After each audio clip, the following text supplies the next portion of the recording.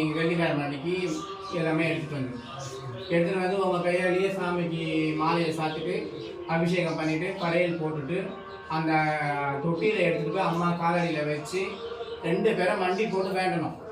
விளையாட்டு ரொம்ப விளையாட்டா இருக்கிறேன். தண்ணி ஊற்றிக்கிறதுக்கு முன்னாடி கல்யாணம் ஆகிறதுக்கு முன்னாடி தண்ணி ஊற்றிக்கிறது தள்ளி போன சொல்லிட்டு மாத்திரை போகாத அப்படியா? இதற்கு சாப்பிட்ருக்கேன் அந்த மாதிரியே. அப்புறம் எப்படி உங்க குழந்தை நிற்காம போகுது? ஆஸ்பத்திரி போய் செக் பண்ணீங்க என்னப்பா சொன்னாங்க? எந்த பிரச்சனை கிடையாதுன்ட்டாங்களா? நார்மலாக இருக்குதுன்றாங்க. வெள்ளிக்கிழமை பயபக்தியோடு செய்யணும் ஒன்றும், புரியுதா? நீ அப்புறம் வந்து சின்ன எதனா தப்பு பண்ணிட்டேன்னா நீ செய்யறதே வேஸ்ட். அது நீ செய்யவே இருந்தலாம். ஒரு பயபக்தியோட பண்ணணும்.